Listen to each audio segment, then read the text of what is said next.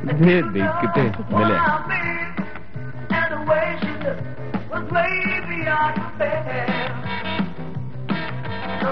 May I dance?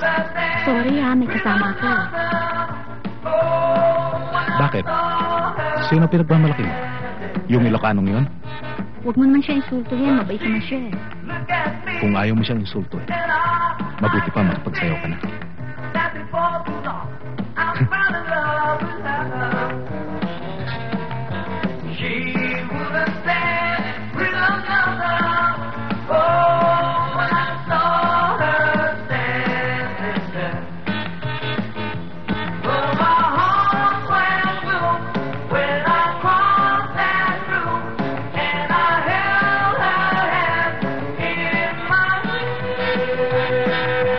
Opo ka muna.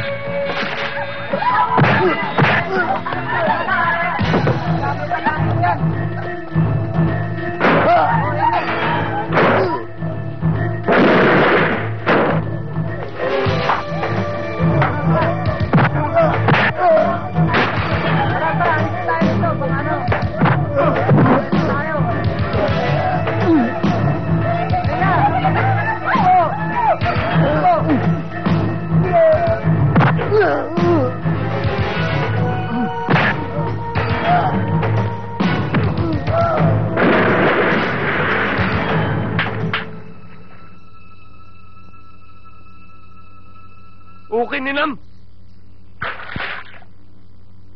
Kung magdadala ka ng barel, huwag yung laruan ng bata. Tumawag sa akin si kumparing Bugarin. Nanggulo ko na naman daw sa party. Anong kalokohan na naman yung bimong? Dad, hindi naman ako nanggulo.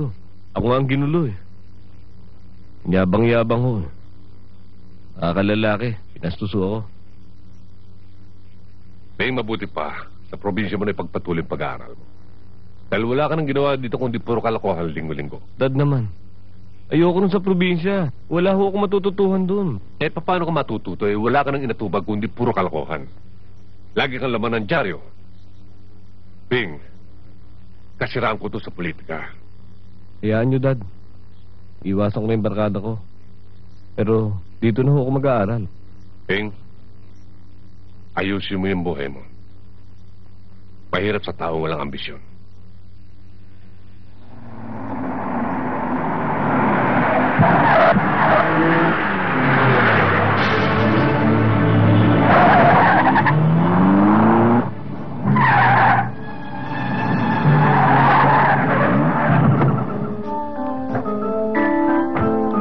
Ayop ka, parang nabili mo na ang karsada. Piskal ako! Wala akong pakialam.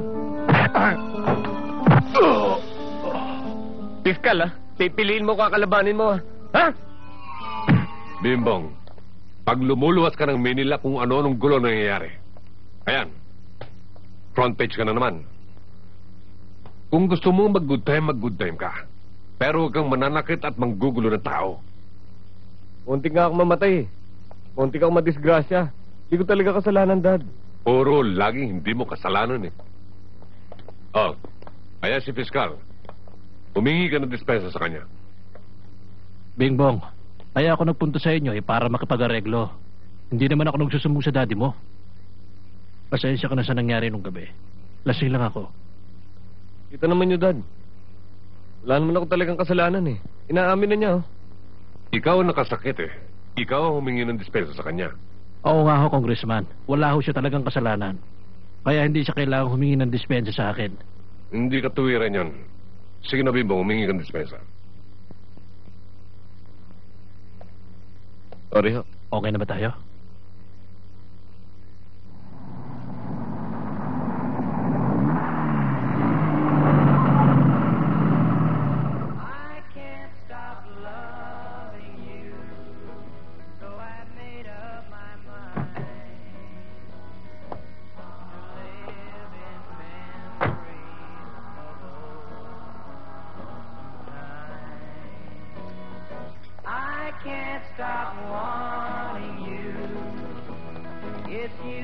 Waiter. Kuha muna ako ng halo-halo. Special.